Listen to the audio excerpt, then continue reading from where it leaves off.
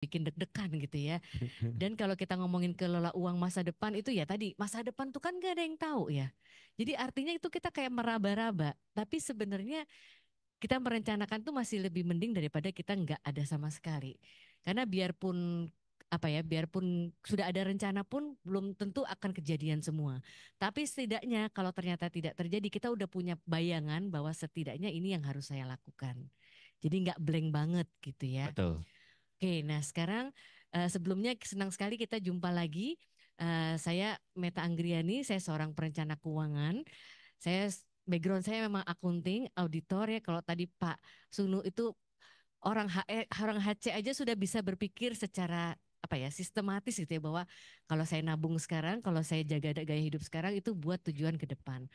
Artinya Bapak Ibu di sini ya, saya sebagai seorang akuntan itu ternyata belum tentu bisa kelola uang sendiri gitu. Ada di sini yang akuntan? Apakah dia yang paling kaya di sini? Oh, Belum ada Bu. tentu. Belum tentu ya. Jadi memang karena di sekolah itu kita belajar berhitung. Terus kita belajar mungkin katakanlah Iya, akuntansi atau ilmu bisnis gitu iya. ya. Belajar kita kalau satu tambah satu sama dengan Betul, dua. Bu. Tapi Ibu, kalau Bu ngomongin Meta, uang, mohon maaf. Saya boleh duduk? boleh Oh, boleh. dong. Terima kasih. Karena udah saya gini tadi udah nggak jadi sekarang. Mohon maaf ya, Bu ya. Ini sama-sama. Silakan Bu Meta. Tepuk tangan untuk Bu Meta. Wah. Nah, kayak tadi, jadi kita belajar berhitung ya, satu tambah satu sama dengan dua. Tapi kalau ngomongin duit, 10.000 tambah 10.000 berapa? Habis. Ya kan? Atau siapa tahu bisa nih 10.000 tambah 10.000 jadinya 25.000. Itu sangat mungkin juga. Jadi yang namanya perencanaan keuangan itu benar-benar tergantung bagaimana kita ngelolanya. Dan yang namanya personal finance ini nih beda. Ilmunya memang tidak pernah kita pelajari nih di sekolah. Karena nah balik lagi namanya personal finance. Artinya kita mengelola uang untuk kebutuhan pribadi. Nah yang soal pribadi ini itu biasanya kan ada apa ya, bukan cuma ada logikanya, tapi banyak pakai perasaan. Ya nggak sih? Coba seberapa sering Bapak Ibu belanja pakai perasaan? Perasaan udah habis, oh ini kayaknya lucu ya bikin saya tambah cantik gitu, saya beli gitu. Seberapa sering kita kayak gitu? Atau kalau enggak yang tadinya nggak ada butuhnya, tahu-tahu anaknya merengek. Ya udahlah kasih. Kita nggak tega gitu. Ada perasaan di mana kalau saya belanja itu atau kalau nggak saya belanja saya dengan harapan supaya nanti saya terlihat lebih menarik sehingga itu kan menjadi apa resep kesuksesan saya ke depan. Jadi ngatur uang pribadi itu memang gampang-gampang susah. Logikanya gampang, tapi dalam pelaksanaannya itu sangat sulit karena tadi kita tuh banyak hal yang memang eh, sesuai dengan kebutuhan, tapi banyak hal yang ternyata banyak lagi di luar kebutuhan yang terjadi juga gitu ya. Nah, jadi kembali lagi pentingnya perencanaan keuangan itu sebenarnya apa? Karena tadi kita punya tujuan yang banyak ya, tapi kita punya hidup yang terbatas ya. Jadi kita harus mengelolanya dan itu memang harus terencana dan terintegrasi. Terintegrasi itu ya seperti tadi Pak Sunu bilang ya, dari segi kesehatan fisiknya juga kita bicara disesuaikan dengan keinginan-keinginan pribadi kita, self investment apa yang harus saya lakukan dan itu semua berkaitan dengan uangnya gitu ya. Nah, kalau tadi kan gambaran chartnya itu tentang employee journey. Ini saya bawa ke gambaran yang lebih besar lagi, yaitu siklus kehidupan kita gitu ya. Ini yang garis dasar kita bicara usia. Usia kita kan manusia Indonesia rata-rata berapa usia hidupnya? 60, 70, 70 atau 75 ya, 70 lah kira-kira. Jadi garis bawah itu tentang usia, sementara garis vertikal itu adalah tingkat penghasilan yang diharapkan. Ya, kita hidup dari kecil, masa kecil, kita mungkin penghasilannya terbatas karena hanya terbatas pada uang saku gitu ya. Tapi begitu kita lulus kuliah, selesai, kita mulai bekerja. Kita mulai bekerja, kita mulai apa namanya semangat gitu ya, punya gaji, mengumpulkan uang. Nah, di masa muda itu kan lagi semangat-mangatnya ya. Jadi garis income itu naiknya lumayan tajam. Tapi biasanya begitu kita mapan, namanya manusia, kita pasti akan masuk ke tahap hidup berikutnya, yaitu menikah, gitu ya, berkeluarga, punya anak.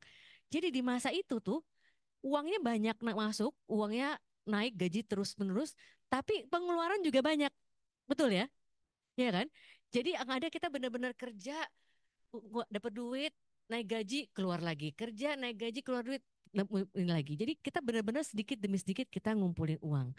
Jadi biasanya di usia 20 sampai 40 tahun itu namanya tahap mengumpulkan kekayaan. Nah, lalu kalau kita udah menjelang usia 40-an, udah lebih mapan, udah belasan tahun kerja, 20 tahun kerja tuh mulai mikir, aku nih kerja sampai kapan ya? Mulai gak sih mikir gitu ya? Terus anak-anak udah mulai besar, terus waduh, apalagi yang harus dilakukan? Ya udah, ternyata oh ya, selama bekerja belasan tahun sudah punya aset. Mungkin saatnya aset itu kita kembangkan lebih lagi karena sewaktu-waktu saya bisa pensiun nih. Gitu kan? Jadi kita mulai masuk tahap melipat gandakan kekayaan, ya. Nah, sampai suatu saat nanti kita kerja makin lama makin tua gitu ya, penghasilan berkurang bahkan mungkin berhenti. Nah, ketika berhenti itu kan hidupnya tetap berjalan ya. Kalau tadi kita pensiun usia berapa? 55 atau 58, masih hidup lagi sampai usia 70 tahun. Jadi kita masih punya 15 sampai 20 tahun ke depan untuk hidup. Ketika kita tidak punya penghasilan, makalah itu gunanya kita menggunakan kekayaan yang sudah kita kumpulkan. Jadi perencanaan keuangan itu penting karena kita bicara hidup yang panjang sementara masa produktif yang terbatas. Ya, ya. Nah, sekarang kita lihat dari segi keuangannya. Dari kecil walaupun dikasihnya uang saku kita diajarin menabung. Artinya menabung tuh bisa mulai kapan aja dan dia akan bermanfaat sampai kapan aja juga, gitu kan? Gitu. Dan berikutnya adalah setelah kita bekerja, mulailah itu mau punya investasi, mau beli asuransi, mau punya nyiapin dana hari tua ataupun berutang gitu ya, utang untuk yang melipat memberikan aset gitu ya. Itu bisa terjadi. Tapi perlu diingat kalau utang itu tentu harus selesai ketika kita berhenti bekerja. Nah, sekarang kita lihat di sini dengan siklus gambaran seperti ini, artinya kalau kita pengelola uang itu memang harus dimulai sejak dini. Karena tadi semakin dini kita mulai, kita punya rentang waktu yang panjang untuk bisa mengembangkan uang itu. Kalau Bapak Ibu mulai di usia 20-an, artinya kan punya waktu sampai berapa? 35 tahun bekerja ya. Tapi kalau kita mulainya umur 40, katakanlah ya nanti aja kalau uangnya udah ada. Mungkin umur 40 uangnya udah banyak, tapi waktunya lebih singkat sehingga lebih mepet kesempatan untuk melipat gandakan uang tersebut. Jadi itulah kenapa sebenarnya kita perlu kelola dari sekarang. Apalagi nih di zaman sekarang yang apa aja serba berubah.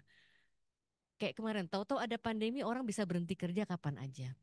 Terus nanti kita nggak tahu lagi apa yang akan terjadi. Jadi kita sebenarnya harus siap kalaupun itu terjadi, keuangan kita seperti apa. Gitu kira-kira. Ya. Nah, terus kita bicara tadi Pak Sunu bilang kita harus bermimpi. Mimpi Bapak Ibu ini apa nih coba? Kita bisa nggak kita menurunkan mimpi itu, goals itu ya, life goals nih kalau anak zaman sekarang bilangnya, menjadi financial goals. Apa sih yang jadi tujuan keuangan saya? Artinya kalau mimpi itu kan besar, kayak tadi Pak Sunu bilang, saya mimpinya adalah mau pensiun sejahtera. Artinya kita harus bisa mendefinisikan sejahtera itu apa. Sejahtera itu mungkin punya rumah sendiri, gitu ya, mungkin. Artinya kita punya dana untuk beli rumah atau renovasi rumah, atau mungkin mau punya rumah kedua, apapun itu. Kita punya bayangan gitu, artinya rumah kedua mungkin bisa menambah income. Dan kita bisa punya ini nih sebanyak apapun yang kita mau. Pernah nggak Bapak Ibu mencatat apa aja sih tujuannya keuangan yang kita punya? Pernah nggak membuat catatan, oh pengin ini, si, istri pengin ini, anak nomor satu pengin ini, anak ini nomor... Pernah nggak kebayang seberapa banyak itu? Bikin, terus banyak gitu ya. Nah, artinya artinya kita jadi dengan banyak itu kita bisa membuat prioritas. prioritas itu kan kita bisa dari derajat kebutuhannya gitu ya. Artinya mana yang eh, primer, sekunder, tersier. Masalah pendidikan aja, bagi sebagian orang itu adalah masalah primer. Jadi mereka akan menyiapkan itu sedemikian rupa karena itu adalah menjadi kebutuhan utama bagi keluarga itu. Artinya kalau misalnya katakanlah yang utama ini didahulukan, artinya mungkin yang kebutuhan tersier atau yang ekstra-ekstra itu belakangan. Mungkin yang ya udahlah dana liburan belakangan deh gitu. Atau apalagi yang penting buat kita, setiap orang bisa beda. Mungkin Bapak Ibu penting adalah dana naik haji. Ya itu disiapkan segera mungkin. Karena mau nggak mau waktunya kan lama ya, panjang. Jadi harus disiapkan sesegera mungkin. Bisa juga kebanyakan orang membuat prioritas itu berdasarkan jangka waktu. Ya karena apa? Kalau yang paling kelihatan dulu deh di depan mata, ya kan? Nah, tapi kebanyakan kalau kita fokus pada tujuan yang di depan mata, kadang-kadang lupa tuh sama kebutuhan yang di belakang. Ya kan? Oh, di depan mata nih masih bayar cicilan, masih bayar anak sekolah, yang ada lupa ngumpulin uang pensiun. Tadi kan DPLK-nya sudah ada belum? Sudah ditambah belum? Karena pasti kelupaan, pasti mikirnya yang penting-penting aja yang di depan mata gitu. Nah, ini tuh bisa banyak banget dan tujuan ini akan bergerak sepanjang usia kita juga gitu ya. Nah, coba kita lihat berikutnya. Jadi nih, kalau kita bagi tujuan keuangan berdasarkan jangka pendek, jangka menengah, jangka panjang, ya. Biasanya jangka pendek itu 1-2 tahun, jangka menengah sampai 5 tahun, jangka panjang di atas 5 tahun. Dan ini akan berbeda juga di setiap tahapan kondisi kita saat ini. Kalau saat ini di usia 20 tahunan, mungkin jangka pendeknya malah mikirnya lebih ke traveling, budget, terus mungkin mikirin menikah, mikirin beli rumah. Tapi ketika udah 30-an, mungkin udah saatnya mikirin, aduh dana pendidikan anak gimana. Ketika udah umur 40-an, mikir lagi dana pensiun gimana. Begitu udah 50-an ya udah siap dengan pensiun dan siap bahkan dengan warisan. Nah ini Bapak Ibu, jadi kalau kita lihat, ini akan bergerak kan. Jadi ketika Bapak Ibu nanti begitu kita makin dewasa, ini akan bergeser. Yang tadinya jangka pendek kan sudah terpenuhi, bergeser lagi. Dan ini memang kebutuhan tidak ada habisnya, ya kan? Ini baru yang penting-penting aja loh. Ini belum yang lain-lain nih, gitu ya. Jadi memang ini pasti akan ada terus dan memang harus kita satu persatu dikerjakan dulu. Mana yang selesai, mana yang bikin lagi pos berikutnya, mana bikin lagi pos berikutnya. Kebayang nggak Bapak Ibu? Karena kadang-kadang tadi kebanyakan kita untuk bermimpi aja susah gitu ya. Tapi mungkin kita mulai dari apa sih yang kebutuhan memang terjadi di usia-usia tertentu gitu ya. Gitu. Nah, kembali lagi nih kalau kita ngomongin ngatur duitnya gitu kan. Kalau kita kelola uang tuh yang pasti memang pertama harus ada uangnya dulu, ya kan? Bapak Ibu di sini di Alfamidi pasti aman nih yang bawa. Penghasilan kan rutin ya? Rutin. Sebulan sekali ya? Iya. 2 kali ya, alhamdulillah gitu ya. Tapi ini kan kita ngomongin income ini kan buat sebulan ya. Kira-kira dalam sebulan aman nggak? Se- Jadi dalam sebulan ini cash flow-nya gimana nih? Kira-kira ada sisanya atau enggak? Habis. Wah, waduh, waduh, waduh. Nah, sekarang kita lihat nih sekarang ya. Di level dasar ada penghasilan. Di level kedua tuh sebenarnya kita bicara perlindungan atau proteksi. Yaitu supaya kita tetap bisa bekerja untuk menghasilkan income. Jadi kalau misalnya kita sakit, kita bisa berobat supaya langsung sembuh, langsung kita bisa bekerja lagi. Nah, mungkin Bapak Ibu di sini yang namanya proteksi ini udah di cover nih ya sama perusahaan ya. Ada BPJS, ada asuransi kesehatan ya kan? Jadi Bapak Ibu nih di sini nomor 1 dan 2 nih aman. Aman. Oke. Tapi tadi biarpun aman ternyata tiap bulan habis. Kalau tiap bulan habis apa yang terjadi Bapak Ibu? Kredit. Banyak yang akhirnya kalau pas lagi boncos ngutang gitu. Iya kalau ngutangnya untuk yang kebutuhan, tapi kadang-kadang ngutangnya sekarang orang ngutang buat gaya hidup. Iya kan? Gitu. Dan kadang-kadang kita ngutang untuk hal-hal yang nggak perlu sekarang. Kalau dulu kita ngutang beli apa ya? Beli ngutang kok beli beras toh. Kirain beli kulkas gitu, jangan beli beras gitu ya. Iya kan? Sekarang kalau kita punya utang, ya itu kita biasanya berusaha untuk mengelola utang tersebut dulu. Apakah utang itu bisa kita bayar tiap bulan? Apakah utang itu bisa kita lunasi dan tidak membebankan? Dan biasanya kalau kita nggak punya utang, baru nih tadi kalau cash flow-nya ada sisanya, artinya kita bisa menabung, ya kan? Menabung itu biasanya untuk hal-hal yang emang udah jelas gitu ya, tabungan pendidikan, tabungan haji gitu. Terus kalau misalnya duitnya masih ada lagi, naik gaji lagi, masih ada lagi, artinya kita bisa lebih advance lagi dari menabung, yaitu investasi gitu ya. Nah, investasi kita bisa menggunakan instrumen yang lebih variatif gitu ya, yang lebih bermacam-macam. Dan dia memang tujuannya lebih ke meningkatkan kekayaan kita gitu ya. Gitu. Di sini Bapak Ibu pasti udah pada rajin investasi juga nih ya.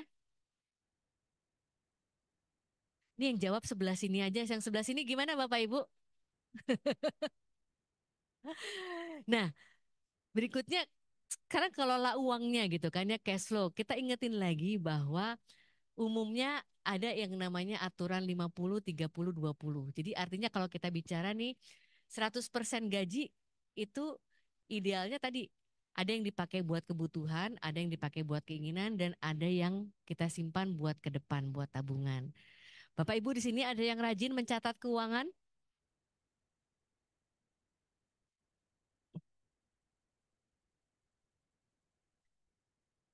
Dicatat di aplikasi. Ah, ini jawaban paling pandai nih, paling keren nih. Gitu. Aduh, nah itu gak jadi keren, gak jadi keren. Gitu. Kan kalau nyatet keuangan tuh ya bisa manual ya, bisa di kertas, bisa pakai Excel. Tapi kalau pakai aplikasi tadi ya apa? Sekarang Bapak Ibu gajian lewat Aladin ya katanya. Ya udah gaji masuk lewat situ, belanja-belanja dari situ, itu kelihatan kan catatannya. Jadi sebenarnya kalau kita nggak mau mencatat pun ada catatannya. Cuma belum diklasifikasikan. Kita harus tahu nih, oh berarti pengeluaran ini buat makan, buat jajan, buat senang-senang, biar ketahuan. Karena dengan kita mencatat keuangan, itu kita jadi tahu pola konsumsi kita berapa gitu. Ya kan? Nah, apa?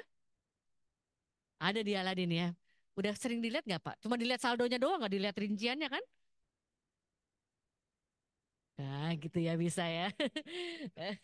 Bisa kelihatan ya Mas juga ya. Nanti kita bahas nih sama Aladin, gitu ya. Jadi dengan kita catat uang, kita jadi tahu nih pola konsumsi kita bagaimana, gitu kan.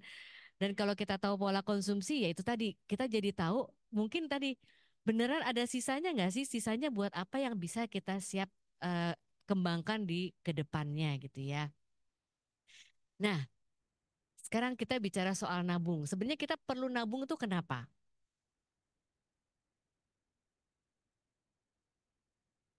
Buat nyaman, buat masa tua. Kenapa kita perlu menabung? Untuk membeli sesuatu yang belum waktunya gitu. Sekarang nih ya, kita kan katakanlah tadi Bapak Ibu udah punya budget, oke gaji saya sekian buat ini, buat itu gitu ya. Nah, tapi kadang-kadang yang namanya hidup itu kan selalu ada hal-hal yang tak terduga ya. Iya kan? Yang tadinya udah siap budgetnya sekian, tahu-tahu bulan ini ada undangan nikah, undangan sunatan, undangan kawinan, undangan ini wah banyak. Terus gimana tuh kalau kayak gitu? Nah, terus ada lagi. Memang kita ada banyak juga kebutuhan, bukan cuma kebutuhan sekarang, tapi kebutuhan di masa depan juga, ya kan? Gitu ya. Dan yang paling penting biasanya menabung itu karena kita mau menjaga nilai uang dari inflasi. Jadi inflasi itu kan kenaikan harga barang secara umum ya, Bapak Ibu ya. Kenapa harga barang kita naik? Karena ada kebutuhan. Jadi ada supply dan demand, ya kan? Masalahnya di Indonesia ini ada 280 juta jiwa yang demand terus setiap hari, ya kan? Ada yang perlu dikasih makan. Sementara supply tergantung. Kalau musim lagi bagus, panennya lancar. Tapi kalau lagi pancaroba gini nggak jelas. Itulah kenapa kita di sini harga-harga itu pasti naik.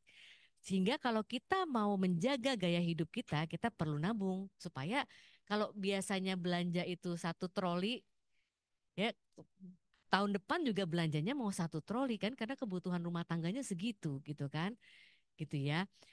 Nah, jadi menabung itu apa? Menabung itu kan pada dasarnya kita menyisihkan uang, ya, menyisihkan uang untuk masa depan. Dan di sini sebenarnya yang kita usahakan itu bukan nabungnya, tetapi kebiasaannya. Jadi bisa nggak kita secara rutin menabung sejumlah uang tersebut, gitu kan? Nah, minimalnya tuh idealnya adalah 10% dari penghasilan. Lebih banyak, lebih baik. Artinya kalau menabungnya lebih banyak, konsumsinya lebih sedikit, ya kan? Gitu. Dan kita kalau bicara menabung, biasanya tadi untuk kebutuhan jangka pendek, dan kalau jangka pendek, biasanya kita mau yang pasti-pasti kan? Jadi kita taruh di instrumen yang konservatif, gitu ya. Nah, sementara kalau investasi apa bedanya menabung sama investasi?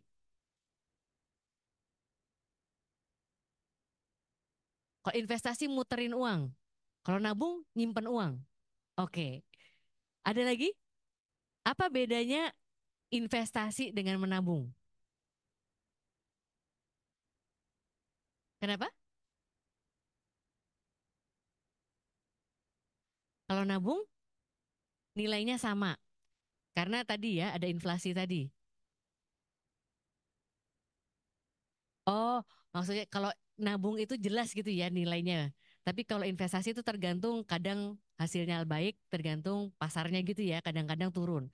Bisa, bisa juga.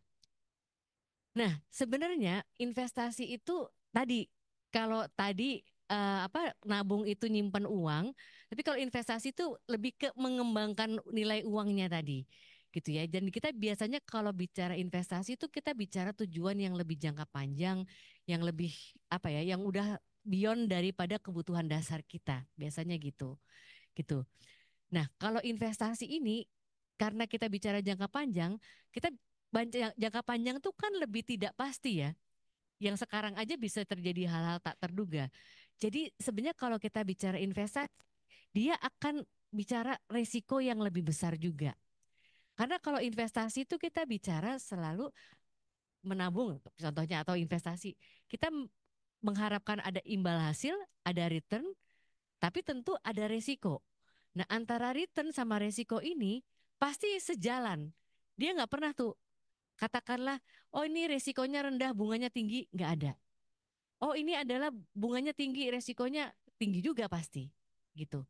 Jadi ini yang harus kita pahami soal resiko, yang mungkin harus lebih hati-hati ketika kita melakukan investasi, gitu ya. Kalau kita nabung kan kita benar-benar udah nyimpen uang, nyimpen uang, nyimpen uang, kita nggak terlalu berpikir soal resiko, yang penting uangnya terkumpul. Nah, kalau investasi kita bicara kita nyisin uang untuk masa depan, tapi kita mau lihat terus kan hasilnya gimana nih? Karena balik lagi market tadi naik turun. Jadi kita akan lebih memonitor itu. Jadi resikonya akan lebih tinggi.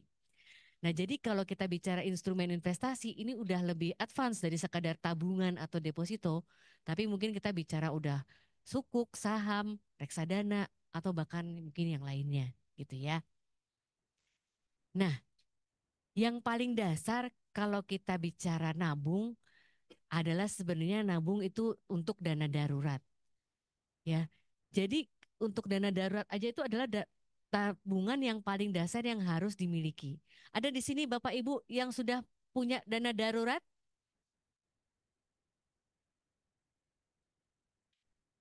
Ada, ada yang belum, ada yang on the way, on the way, gitu ya, gitu. Nah, dana darurat ini penting dimiliki karena balik lagi tadi ada ketidakpastian gitu ya. Ada hal-hal yang memang tidak diharapkan bisa terjadi. Dan berapa jumlahnya? Idealnya nih 6 kali pengeluaran bulanan. Sekarang kalau Bapak Ibu pengeluaran bulanannya berapa? 5 juta. Berarti dana daruratnya 30 juta. Artinya 6 bulan puasa. Nah, kan nggak gitu ya Bapak Ibu ya. Nah, intinya dana darurat itu kan menjaga kita dalam kondisi darurat. Sebenarnya supaya apa? Supaya uang kita tuh tetap liquid, supaya kalau terjadi sesuatu tuh kita nggak langsung kesulitan keuangan. Jadi kalau kita lihat kapan kita boleh pakai dana darurat, itu ada resiko-resiko yang memang tidak diharapkan akan terjadi. Tapi sangat mungkin terjadi, kayak misalnya sakit. Sakit itu kan resikonya 50-50 ya. Semua orang bisa sakit kapan aja, di mana aja, usia berapa aja, gitu kan. Lalu ada apa lagi? Kematian. Kematian itu adalah resiko yang paling pasti. Cuma kita nggak tahu kapan, gitu kan. Jadi ketika ada biaya pemakaman yang dibutuhkan atau ada keluarga yang butuh bantuan finansial, ada bencana alam, pada saat itu kita bisa menggunakan dana darurat. Jadi tujuannya tadi sebenarnya untuk menjaga likuiditas keuangan keluarga kita. Kalau Bapak Ibu perusahaan kan bicara likuiditas perusahaan ya, jangan sampai tiba-tiba tagihan jatuh tempo kita nggak bisa bayar. Nah, begitu pula dengan personal finance kita, gitu. Nah, gimana cara ngumpulin dana darurat? Tadi kan nggak sekaligus ya. Artinya kita perlu menyiapkan suatu rekening terpisah, dipisahkan dari rekening operasional gitu kan. Dan tadi nih, idealnya minimum kalau bisa 10%. Atau kalau misalnya Bapak Ibu ternyata tujuannya banyak gitu ya, ya udah mungkin dana daruratnya 5%, 5%-nya lagi buat dana yang lainnya, sementara ada banyak lain. Nggak apa-apa juga. Jadi kita bisa lihat nih kemampuan menabung kita berapa, kita bagi-bagi untuk setiap tujuan keuangan itu. Nah, jadi memang idealnya kita udah tetapin targetnya supaya kita bisa ngukur seberapa sih tujuan ini sudah tercapai atau belum, gitu ya. Nah, mungkin sampai di sini kita kan udah ngomongin konsepnya. Sekarang Ya. gimana caranya? Mungkin ini yang harus Nah, gimana nih prakteknya nih, betul Mas? sekali tadi Bu. Jadi banyak suara-suara yang waktu ditanya Bu Meta kan, eh, Bapak Ibu sudah punya dana darurat gitu. Terus ada yang jawab gimana ada dana darurat Bu, orang yang darurat itu dananya gitu. Orang orang tiap Kualik ternyata. yang darurat tuh dananya ya. Iya. Nah, Aduh. praktiknya tentu kita penasaran nih Bu. Iya. Gimana sih cara untuk bisa tadi Bu Meta bisa menabung, investasi sampai dengan mempersiapkan dana darurat. Tapi selanjutnya kita akan disampaikan tips and triknya oleh Mas Yoga dari Aladin. Iya, kita tepuk tangan dulu untuk Mas Yoga. Silakan Mas Yoga. Oke, eh, Assalamualaikum warahmatullahi wabarakatuh. Em, Semangat pagi, luar biasa, luar biasa. Ini jam-jam ngeri ya, ngeri sih ini.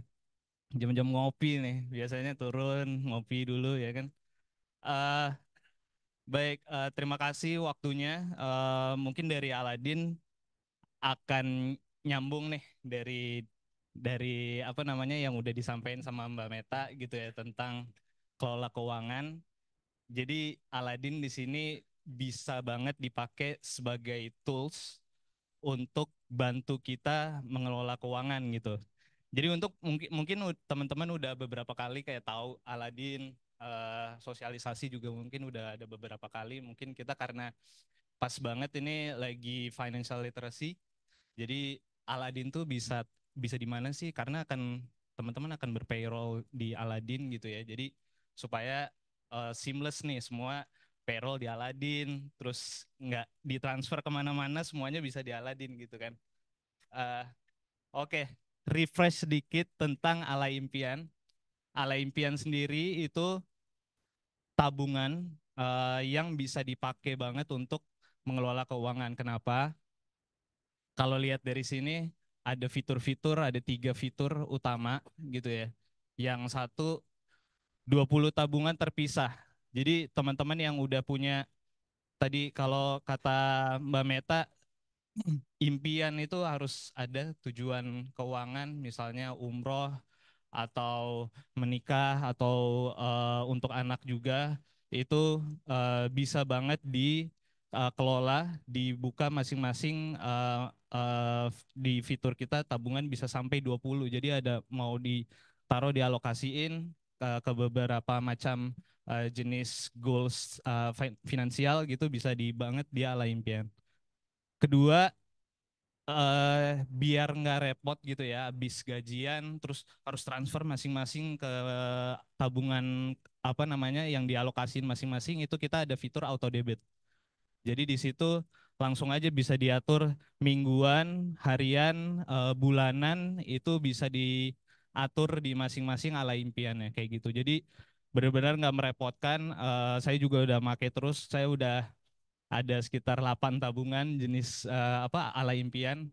5 mungkin itu yang rutin-rutin gitu ya. Jadi udah banget dipakai dan tiba-tiba loh ini udah segini lumayan ya kayak gitu. Yang terakhir lock savings. Lock savings itu biar istilahnya apa Mbak Meta? Biar nggak bocor halus ya. Bocor halus gitu pelan-pelan gitu tiba-tiba apa kepake gitu kan. Ah ya udah keluarin dulu deh, dipakai dulu, itu biar nggak kayak gitu. Kita bisa kunci terus dikunci sesuai dengan periode nanti bisa keluar hanya misalnya tahun depan pas mau bayar tuition fee anak kayak gitu misalnya ya. Itu bisa banget diatur di Ala Impian gitu. Dan yang paling penting lagi eh, di Ala Impian itu bagi hasilnya lumayan banget 5,5%. Jadi benar-benar di atas apa namanya bagi hasil yang ala dompet. Jadi ada baiknya emang dialokasin di sini biar dapat juga bagi hasilnya gitu 5,5% ini. Kalau teman-teman bisa compare gitu ya ke bank syariah yang lain, kita lumayan paling kompetitif. Dan atau sama bank digital atau bank-bank konvensional yang lain, kita sangat-sangat kompetitif untuk jenis tabungan yang seperti ini gitu ya. Jadi Ala Impian ini bisa banget dipakai buat kelola keuangan. Jadi ini salah satu tools kalau kata Pak Sunu buat tobat masal ya. Tobat masal ini bisa banget jadi tools buat tobat masal kita nih. Nah, teman-teman, satu lagi masih terkait dengan Ala Impian. Kita ada satu program khusus untuk Mediers. Kita bilang program rezeki nabung rutin. Jadi karena tadi Mbak Meta juga udah nyampein, yang penting kalau nabung itu rutinnya, jadi konsistensinya itu yang penting. Nah, kita bikinin satu program rezeki nabung rutin. Jadi kita bikin semudah mungkin teman-teman bisa buka apa namanya Ala Impian di dengan harian auto debit harian 10.000 aja. Jadi dibuka Ala Impian terus dinyalain fitur rutin menabungnya, lalu sekecil 10.000.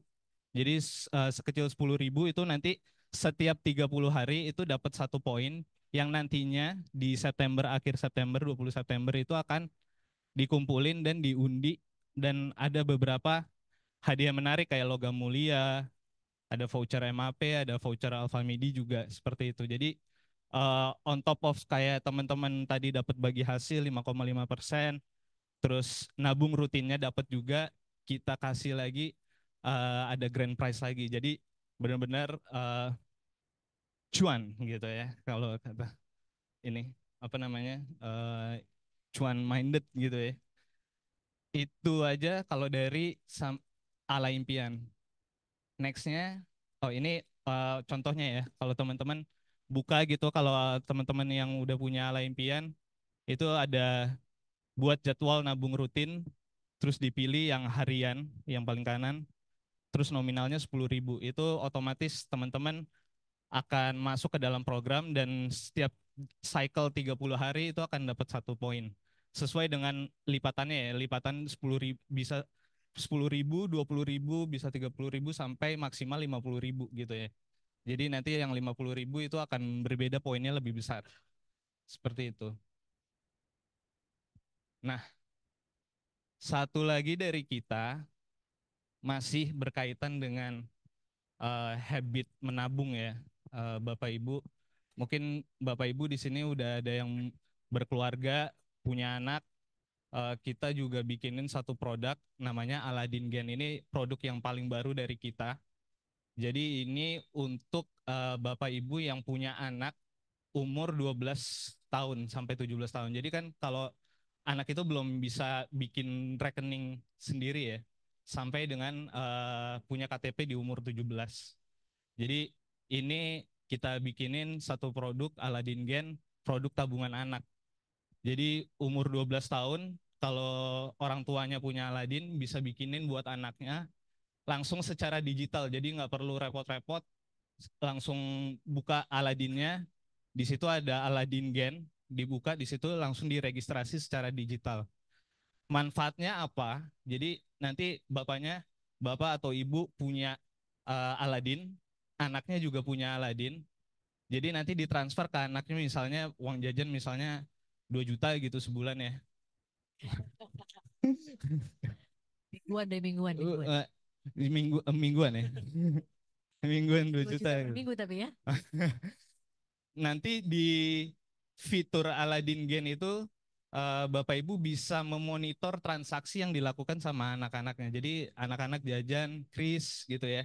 Jajan gitu nanti bisa kelihatan tuh, oh jajan apa nih, jajan wah micin mulu nih gitu misalnya, atau pengeluaran anaknya lah ya, kayak gitu bisa kelihatan belanja di mana saja dan berapa saja dan sesuai nggak dengan apa yang dikasih gitu ya, maksudnya diarahkan ke anak-anak. Dan anak-anak itu juga bisa bikin ala impian. Jadi mereka akan belajar juga kelola keuangan sejak dini. Jadi umur 12 itu mungkin kurang lebih SMP ya. SMP jadi udah bisa jajan sendiri, kelola keuangan, dan bisa dimonitor banget sama orang tua gitu. Jadi mudah-mudahan ini bisa bermanfaat buat Bapak Ibu semua. Untuk anak-anak juga bisa mulai kelola keuangan. Jadi uh, tobat masalnya nggak cuman kita, tapi orang tua sama anak-anak juga udah Tobat mulai bisa sekeluarga ya. satu keluarga tobat masal semua menggunakan tools yang kita sediakan di Aladin seperti itu. Jadi itu mungkin kalau Ya, dari Aladin ya. Terima kasih. baik, terima kasih Mas Yoga. Dipersilakan duduk di depan. Kita belum usai dengan Mas Yoga. Sudah banyak fitur yang diperkenalkan kembali maupun fitur baru ya tadi ya. Kita juga menyampaikan tambahan informasi, masih ada pembukaan periode untuk nabung rutin ya. Jadi bagi Bapak Ibu yang belum ikut masih bisa ikut. Seperti itu. Untuk selanjutnya kita kayaknya harus kembali kepada Bu Meta karena masih ada beberapa yang tadi akan disampaikan Bu. Mengingat tadi yang sudah Mas Yoga sempat sampaikan juga. Silakan Bu. Oke, tadi kita baru ngomongin soal nabung doang ya. Nabung doang. Sekarang kita ngomongin investasinya. Jadi tadi apa bedanya investasi sama menabung Bapak Ibu? Resiko, ada resiko. Langsung inget nih Bu kayaknya. Apalagi bedanya investasi sama menabung? Mengembangkan uang gitu ya. Jadi memang kita kalau udah investasi kita ngomong yang lebih advance gitu ya. Nah, balik lagi sebelum berinvestasi itu ada beberapa hal yang memang harus kita pertimbangkan gitu ya. Yang pertama tadi soal tujuan. Tujuan tadi kan udah kasih ada contohnya tadi ya, mau dana liburan, dana pendidikan, dana naik haji, dana hari tua gitu kan. Dengan kita tahu tujuan, kita bisa menetapkan jangka waktu. Kayak tadi, dana darurat kan harusnya langsung tersedia ya. Jadi dana darurat itu adalah tabungan jangka pendek gitu ya. Nah, karena dia jangka pendek, kita mau dia available kalau kita butuhkan. Artinya kita pingin dana itu kan siap sedia kapan aja. Artinya risikonya rendah.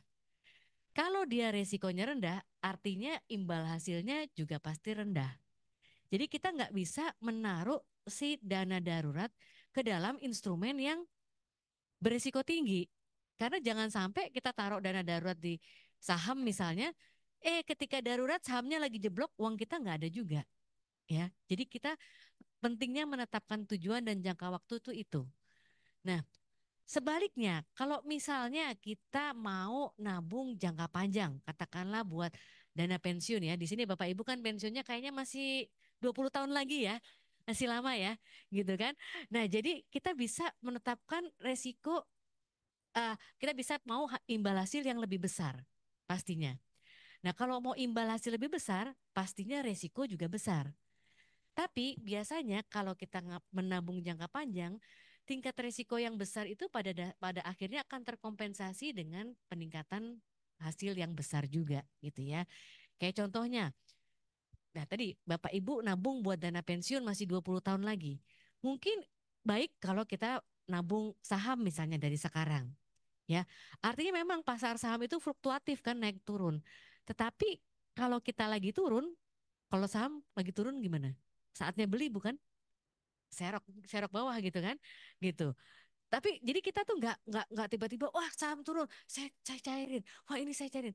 Itu kita nggak begitu karena kita tahu ini tujuannya buat jangka panjang gitu ya. Jadi itulah kenapa kita perlu membuat eh, apa tujuan dan jangka waktu untuk menetapkan instrumennya. Nah, tadi tujuannya kan tadi banyak ya. Ada jangka pendek, jangka menengah, jangka panjang. Nah, jadi dengan kita punya beberapa tujuan, kita punya beberapa tabungan, instrumen, kita bisa pilih instrumen yang memang sesuai. Gitu ya. Kalau untuk jangka pendek mungkin saya taruh di deposito, untuk jangka menengah ya saya nabung di obligasi deh atau sukuk gitu ya. Lalu jangka panjang saya taruh di saham. Itu namanya diversifikasi. Jadi keuangan kita, aset kita tuh ada portfolionya gitu ya. Nah, gunanya diversifikasi itu apa Bapak Ibu? Selain untuk setiap tujuan bisa kita nge-track. Meminimalisir resiko. Artinya resiko secara umum tuh kan ada ya. Apalagi resiko pasar, pasti ada. Nah, jadi ketika misalnya tiba-tiba sekarang nih apa eh, situasi lagi nggak jelas ketika pandemi kemarin saham anjlok, bursa saham anjlok, tapi tiba-tiba emas naik, sit, gitu kan. Terus sekarang kita belum jelas nih politik arahnya kemana ya Bapak Ibu ya, gitu ya. Belum lagi Presiden Amerika kita juga belum tahu kapan. Jadi ini tingkat suku bunga akan naik atau turun. Jadi kalau kita bicara ada portfolio, kita tuh secara umum keuangan kita bisa lebih resilient gitu. Jadi tiba-tiba nanti bursa saham jatuh, oh kita punya tabungan lain yang naik. Nanti ketika harga emas turun, oh harga yang ini naik. Jadi keuangan kita tuh relatifly bisa lebih stabil gitu selama masa kita menabung tadi gitu ya. Nah, jadi tujuannya diversifikasi kita bisa fokus pada masing-masing tujuan dan kita secara umum bisa memastikan keuangan kita lebih tahan banting gitu istilahnya ya. Itu. Nah, satu hal yang perlu saya ingatkan sebelum ngomongin investasi itu adalah resikonya juga. Jadi resiko itu ada beberapa macam gitu ya. Ada yang namanya risk tolerance. Risk tolerance itu sebenarnya sifatnya psikologis kita. Bapak Ibu kalau nabung mau rugi nggak? Nggak mau rugi. Tapi berani rugi nggak? Nggak berani juga. Itu namanya mungkin konservatif. Tapi ada Bapak Ibu yang kalau nabung fokusnya bukan di ruginya, fokusnya saya mau di cuannya yang banyak gitu kan. Artinya mungkin dia lebih agresif gitu. Nah, tapi si risk tolerance ini kan sifatnya psikologis ya, artinya tuh selera. Selera saya mau nggak mau rugi, nggak mau, tapi saya maunya untung banyak. Tapi kita harus ngecek juga risk capacity-nya, kapasitasnya. Sekarang gini, Bapak Ibu misalnya, ogah rugi, saya maunya yang pasti-pasti aja, yang aman-aman aja. Tapi sebenarnya secara kapasitas, oh Bapak Ibu di sini kerja tetap gaji bulanan aman, terus ternyata nggak punya utang, terus ternyata nggak punya tanggungan juga. Artinya kan Pak Ibu bisa lebih agresif untuk melaksanakan perencanaan keuangannya gitu ya, gitu. Tapi kebalikan, ada orang yang enggak, saya berani, saya ini, saya itu gitu ya. Tapi ternyata ketika ngelihat di risk capacity-nya, oh dia utangnya aja masih banyak, gitu kan, gajinya kadang-kadang, gitu kan. Jadi artinya kita harus lihat dia tuh punya kemampuan yang sebenarnya atau tidak, dan seleranya dia juga seperti apa. Karena abis itu ada lagi yang namanya risk requirement yang memang dia nempel di produknya. Jadi kayak misalnya nih Bapak Ibu mau nabung saham, investasi saham. Saham itu udah pasti high risk gitu ya. Tapi Bapak Ibu nggak mau rugi. Tapi sebenarnya punya kemampuan. Artinya gimana? Artinya ya kalau belum siap nabung saham ya jangan beli saham. Bisa juga beli reksadana saham dulu misalnya contohnya gitu ya. Atau mungkin ya udah beli sahamnya yang blue chip aja gitu yang pasti-pasti, jangan yang gorengan-gorengan gitu ya, banyak kolesterolnya gitu ya. Jadi artinya kita bisa menentukan resiko ini sesuai dengan apa namanya kondisi kita gitu ya saat kita. Nah, biasanya tuh kalau ngomongin resiko tuh ada panjang nih ya. Ada orang yang tadi maunya konservatif. Kalau orang konservatif itu goalnya memang untuk mempertahankan aset. Jadi dia tadi nggak mau uang hilang, pokoknya aset saya segini nggak boleh kurang, tambah boleh tapi jangan kurang. Sementara kebalikannya, kalau agresif, dia itu goalnya emang maximizing returnnya. Jadi dia akan berani menerima resiko yang ada, berani volatile itu menghadapi volatility dari market. Nah, kalau di tengah-tengah itu namanya dia moderate. Oke, saya mau cuan lebih banyak, tapi saya batasin resiko saya cuma sekian, gitu ya. Nah, ini kita berada di dimensi yang mana itu tergantung tadi risk tolerance kita seperti apa. Kalau saya ternyata gak berani ngambil resiko, ya mungkin saya akan ke arah samping yang kiri gitu kan. Atau ya udah ternyata saya itu udah pengalaman kok investasi, saya udah belajar macam-macam, saya lebih pede. Ya, saya bisa lebih ke arah kiri di sini gitu ya. Nah, lihat lagi juga kalau saya mau investasi tuh ability saya seperti apa? Untuk jangka waktu berapa lama? Semakin jangka waktunya pendek, kita semakin ke tadi ke arah konservatif. Ketika jangka waktunya panjang, kita bisa bergeser ke arah yang lebih tinggi resiko. Jadi ini adalah spektrum resiko yang mungkin Bapak Ibu harus mengenali ketika mau berinvestasi. Jadi paham dulu kemampuan saya berapa dan sebenarnya tujuannya buat apa, gitu ya. Nah, berikutnya nih, kalau kita udah tahu resiko, sebenarnya tujuan berikutnya tuh kita ngomongin bisa soal alokasi aset tadi. Tadi kan kita ngomongin diversifikasi ya, artinya bisa taruh instrumen di berbagai macam. Ini juga ketika nanti kita punya aset, kita bisa taruh aset kita tuh di yang seperti apa. Itu akan mencerminkan bagaimana attitude kita terhadap resiko tersebut. Nah, secara umum biasanya tuh kalau dalam dunia keuangan, kalau kita pegang cash itu lebih konservatif yang warna orange, sementara kalau berikutnya yang lebih beresiko tuh surat berharga, yang paling beresiko lagi tuh saham, warnanya biru tua. Jadi kalau kita itu orang yang konservatif, jadi kita biasanya lebih menjaga aset. Biasanya orang yang konservatif itu punya cashnya lebih banyak, alias dia lebih liquid gitu ya.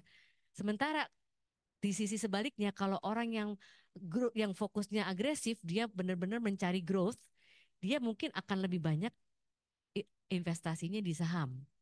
Nah, kalau yang di tengah-tengah mungkin dia agak balance antara saham sama surat berharga. Ini adalah contoh kira-kira Bapak Ibu sekarang nih, pernah nggak mencatat asetnya apa aja? Pasti pernah dong. Betul. Setiap tahun ngisi SPT kan? Isi SPT berapa aset yang Bapak Ibu miliki? Ya, berapa utangnya? Betul? Pernah nggak bandingin tahun lalu aset saya sekian, tahun sekarang asetnya sama aja. Padahal gajinya naik, bayar pajaknya naik, asetnya sama aja. Berarti gajinya habisnya buat apa yo? Gitu. Jadi sebenarnya memang benar loh. Ketika kita ngisi SPT itu adalah saatnya melakukan perencanaan keuangan. Jadi kita bisa lihat kan, oh income saya naik, pajak saya pun naik, tapi kok aset saya nggak nambah, gitu kan? Paling nggak nambah lah deposito berapa gitu ya, Mas Yoga ya, gitu kan? Nah, jadi coba nih Bapak Ibu sekarang ini adalah contoh jenis investasi yang ada di pasar yang resmi ya.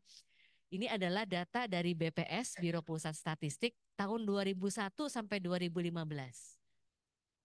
Kalau kita nabung 1 juta, didiemin aja, ditaruh di bawah bantal, selama 15 tahun nilainya 1 juta. Kalau kita taruh di deposito, nilainya naik jadi 2,5 juta karena 15 tahun. Tapi gimana inflasinya? Ternyata inflasinya 2,6. Jadi deposito itu sebenarnya untuk menjaga uang kita dari inflasi, tapi yang nggak berkembang banget gitu. Nah, bukan berarti dia jelek. Deposito itu bisa bagus buat jangka pendek, bukan buat jangka waktu 15 tahun seperti ini gitu ya. Nah, berikutnya lagi apa? Bapak Ibu suka nabung emas? Siapa di sini suka nabung emas? Ibu-ibu semua? Padahal bapak-bapak itu udah emas-emas ya. Heeh, gitu. Nah, ke emas ternyata dalam 15 tahun dia naik jadi 3,8 juta. Nah, berikutnya kalau pendapatan tetap kayak obligasi tadi dalam setahun, dalam 15 tahun 4,5 juta.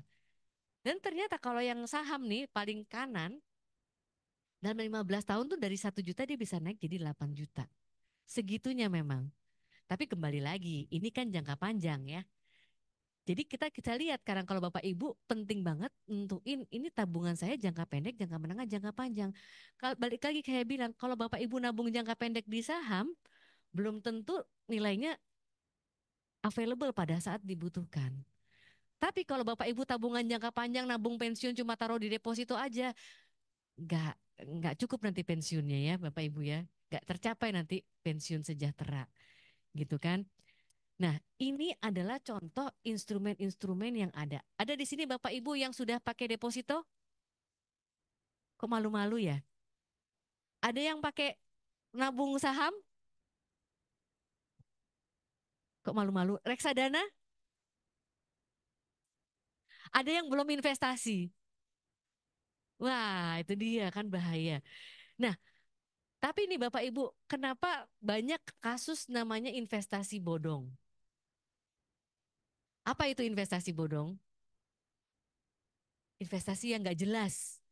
Ya, kenapa itu bisa terjadi? Biasanya tuh ya Bapak Ibu, mereka tuh iming-imingnya adalah hasil yang besar. Ya, nih nabung di sini returnnya 30% setahun. Nah itu Bapak Ibu harus hati-hati. Karena berapa rata-rata tingkat bunga sekarang per ini? Tahu nggak tingkat bunga deposito per bulan rata-rata berapa? 4% per tahun ya, per tahun. Kalau sekarang aja nih investasi saham ya, kita ada datanya. Ternyata kayak reksadana saham ya, reksadana ya bukan saham. Reksadana saham itu berapa 5 tahun, 8 tahun terakhir itu ternyata imbal hasilnya juga antara 8 sampai 10%. Jadi reksadana saham aja sangat yang tinggi itu udah hanya sekitar 8 sampai 10%. Jadi kalau ada yang nawarin tiba-tiba ini returnnya 30%, ingat makin tinggi persenanya makin tinggi resikonya. Atau ada juga kan yang kayak oh dalam waktu 6 bulan dia akan double. Wah, ini namanya babi ngepet apa apa gitu kan ya. Bisa macam-macam. Jadi pertama itu orang menjanjikan hasil yang tinggi dan dalam waktu singkat. Belum lagi dia bilang, "Oh, ini nggak ada resikonya." Itu pasti bohong, gitu ya. Terus belum lagi kadang-kadang sekarang mereka mereka banyak mekanisme-mekanisme baru, gitu kan. Oh, sorry. Ada mekanisme baru, misalnya member get member dapat bonus, nabung sekian bonusnya kulkas, nabungnya berapa bonusnya kulkas, nih hati-hati gitu ya, gitu kan. Nah jadi itu yang harus macam-macam yang harus kita perhatikan supaya kita tuh nggak terjebak dalam investasi bodong. Jadi memang kita harus hati-hati nih teman-teman untuk sebelum kita berinvestasi. Dan kalau saya boleh saran, biasanya tuh kalau investasi saya pasti menyarankan kita mulai dari yang paling dasar gitu ya. Artinya kita mulai dari instrumen yang jelas. Kalau misalnya kita punya deposito, kita ngerasain dapat bunganya tiap bulan. Oh kita punya keyakinan bahwa oh ini aman. Lalu kita baru berikutnya kita coba apa beli emas. Oh iya emas harganya naik terus aman. Terus kita coba lagi apa oh mungkin beli obligasi atau sukuk gitu ya. Oh bunganya lebih persen bisa lebih tinggi bisa 7% gitu kan. Kalau kita udah semakin yakin dengan satu instrumen, baru kita mencoba belajar instrumen lain, baru kita coba investasi. Jadi kita harus lakukan secara bertahap gitu ya. Nah, jadi kembali lagi kita ada baiknya kita investasi itu mulai dari sesuatu yang aman dulu gitu ya. Nah, Iya, mungkin bisa betul. dilanjutin lagi nih sama Betul sekali, Bu. Mas Yoga. Jadi jangan tergiur dengan investasi yang bodong-bodong tadi, Bu. Betul. Tapi untuk yang satu Ya, ini harus tergiur ini. Apa ada jawaban? tetap Itulah karena kurang persiapan ketahuan. Mas Yoga punya jawaban atas keraguan-keraguan tadi? Siap, iya dong Silahkan Mas pastinya. Yoga. Iya. Aladin. Sorry. Masuk ya. Oke, masuk ke ala deposito. Mungkin ini teman-teman atau Bapak Ibu udah aware lah sama deposito gitu ya. Jadi ini refresh lagi deposito di Aladin. Kita sebutnya ala deposito nama produknya. Kalau Bapak Ibu lihat eh, yang kita mau infokan adalah bagi hasil yang sangat-sangat kompetitif ya di market gitu. Tapi masih resikonya masih sesuai dengan yang Mbak Meta bilang tadi masih sangat terukur, manageable, low risk ya untuk deposito tadi.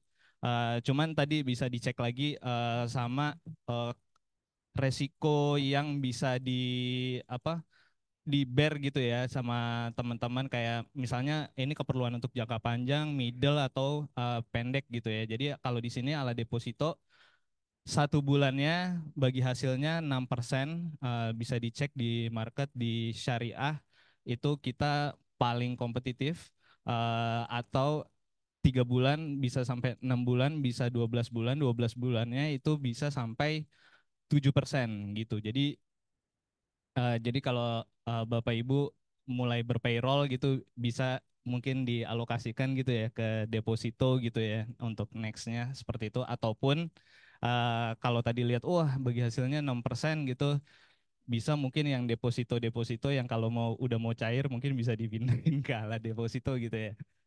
Itu dan satu lagi juga masih terkait dengan ala deposito juga ini tambahan lagi buat Bapak Ibu kalau misalnya ada uang dingin yang lumayan gitu ya. Karena startingnya 100 juta gitu. Mungkin dari deposito-deposito yang eh, sekarang ada di bank lain gitu mungkin bisa dimulai dipikirin untuk nextnya bisa dialokasikan ke ala deposito di Aladin karena starting dari 100 juta sampai 500 juta itu kita akan kasih lagi reward di atas bagi hasil yang tadi udah 6% sampai 7% ya. Jadi di atas bagi hasil mulai dari 1 bulan sampai 12 bulan itu kita ada cash reward yang kita tambahin lagi atau ini kalau kita convert gitu ya ke bagi hasil annual rate gitu ya itu tadi nilai reward ini adalah tambahan kurang lebih 1,5% tambahan gitu ya di luar bagi hasil. Jadi misalnya teman-teman punya 100 juta tadi mau penempatan 1 bulan gitu ya. 1 bulan tadi 6%. Kalau ikutin ala deposito reward ini dengan naruh 100 juta minimal gitu, nanti di atas 6% itu ada tambahan lagi sekitar 1,5% secara annual gitu ya. Seperti itu. Jadi 100 juta sampai 500 juta. Itu sih. Oh, terjawab Jadi sudah ternyata pertanyaan saya, Mas Yoga. terjawab ya. Ternyata Nah, ada loh oke. Aladin itu. Masuk. Iya. Baik, terima kasih tepuk tangan untuk Mas Yoga. Ya. Iya, oh. Mas Yoga, dipersilakan untuk Aku kembali. aku tanya dulu sama Mas Oh, Yoga. tanya Mas dulu. Yoga, Mas Siap. Yoga, boleh ya? Oh, boleh dong, Bu. Boleh, boleh. Jadi Aladin itu ada apa aja Mas Yoga? Ada Tadi untuk ala menabung, dompet. Nah, nabung dulu untuk nih. transaksi payroll masuk ke Heeh, ala dompet. ala dompet namanya. Ala dompet Itu itu buat ada bunganya nggak? ada sangat Ada ya ya? 1% kurang lebih Ya. 0,7 sampai 1% itu buat transaksi buat kris-kris. Mm-mm. Lalu tadi kalau buat nabung sama investasi, nabung bisa di Ala ala impian. impian Ala impian tadi berapa? 5,5% 5,5%. bagi Berarti hasil. ala impian tuh udah kayak tabungan rasa deposito gitu Udah ya Mas ya. banget, itu udah cuan banget, udah buat nabung, udah bisa dialokasiin, bagi hasilnya juga Oh, kompetitif seperti itu. oke. Lalu kalau mau naik tingkat lagi tadi dari nabung mau lebih Investasi. melipat gandakan Hmm. gitu, masuk ala deposito, Ala masuk, deposito. masuk, Masuk. masuk. Masuk. Masuk sekali, Mas Ya, juga. Oke, asik. bicara soal tadi ternyata banyak rewardnya juga ya, ala deposito juga. Ada penempatan dananya nanti bergantung dengan tenornya gitu kan. Nah, bicara penempatan dana nih. Kalau penempatan penempatan dananya itu dari berhutang, Bu. Gimana itu, Bu? Bu Meta, silakan Bu Ini Meta. emang paling banyak nih pertanyaan. Boleh nggak sih terus kita berutang untuk investasi? Boleh nggak Bapak Ibu? Boleh? Boleh nggak Bapak Ibu? Boleh? Boleh nggak ya? Saya agak ragu-ragu nih. Sebelumnya kita ngomongin dulu soal utang. Boleh nggak sih kita berutang? Kalau kalau bisa bayar, benar-benar. Nah, tapi selain kita bisa bayar, utang itu juga ada utang yang memang dia bagus, baik gitu. Ada utang yang ya sedapat mungkin gak usah lah ya pakai utang gitu ya. Ada utang yang namanya utang produktif. Udah pada tahu ya Bapak Ibu ya? Utang produktif itu adalah ketika kita berutang membeli sesuatu barang atau aset yang nilainya naik sepanjang kita berutang. Atau kita berutang beli barang yang bisa memberikan penghasilan ya. Contohnya apa? Beli kontrakan, beli rumah, kontrakan bisa dapat uang sewa gitu kan. Beli rumah pun kita nyicil 10 20 tahun, setelah 10 20 tahun harga rumahnya naik. Jadi cicilannya kan kebayar gitu ya. Oke. Apalagi contoh utang produktif. Hmm? Beli toko, beli ruko. Nah, itu investasi. Itu kita boleh berutang. Boleh aja gitu kan. Asal itu masuk namanya utang produktif. Sebaliknya, kalau utang yang sebaiknya nggak usah dihindari itu namanya utang konsumtif. Yaitu kita berutang untuk beli barang yang langsung habis dikonsumsi, langsung dipakai. Contohnya apa Bapak Ibu? Apa? Beli beras. Makan aja pakai ngutang ya Pak. Gitu ya. Gitu. Nah sekarang tuh banyak loh orang makan aja pakai ngutang. Iya kan? Coba Bapak Ibu buka aplikasi GoFood. Kalau bayar pakai paylater lebih banyak diskonnya. Iya kan? Tapi abis itu makanannya datang udah selesai kita makan bayarnya kemudian. Jadi kita membayar sesuatu untuk yang sudah habis terpakai gitu kan. Nah itu namanya utang konsumtif. Ada lagi contohnya utang konsumtif? Beli baju fashion gitu ya. Besok trennya udah beda lagi. Jadi ketika kita beli baju, besok harganya udah udah lain lagi gitu kan. Gitu. Ada lagi contoh utang konsumtif Bapak Ibu? Apa? Apa? Kenapa? Judol. Judol itu bukan utang. Judol itu iseng. Iya kan? Judul tuh kita naruh duit terus kita menang. Terus kalau kita utang kita ngutangnya dari pinjol. Iya kan? Itu Oh, kalau itu namanya bukan agresif lagi, Pak. Itu namanya spekulatif gitu. Jadi udah di luar nurul yang itu ya, udah di luar nurul gitu. Ada lagi contoh Bapak Ibu utang konsumtif? Jalan-jalan, jalan-jalan, beli mobil. Beli mobil itu utang konsumtif atau produktif? Tergantung. Tergantung apa? Kebutuhannya. Kalau mobilnya kelas baru klasik. Oh, mobil koleksi-koleksi gitu.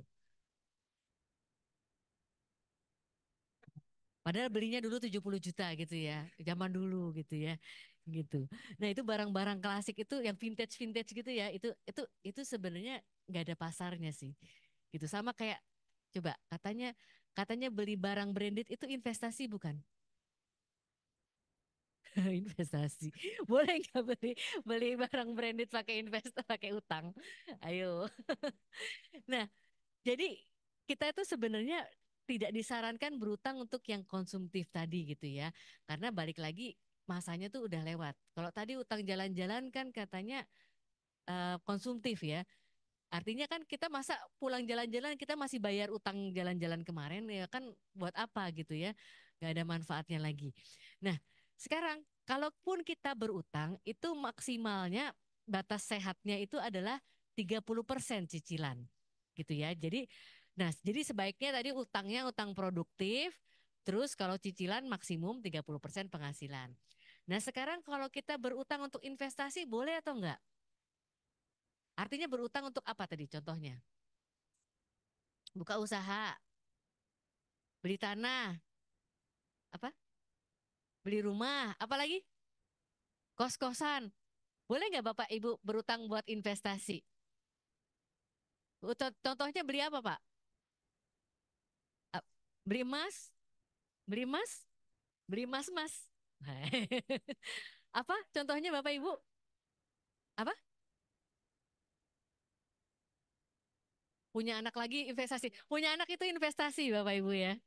Gitu buat tabungan masa tua ya, Pak ya. Eh, gitu.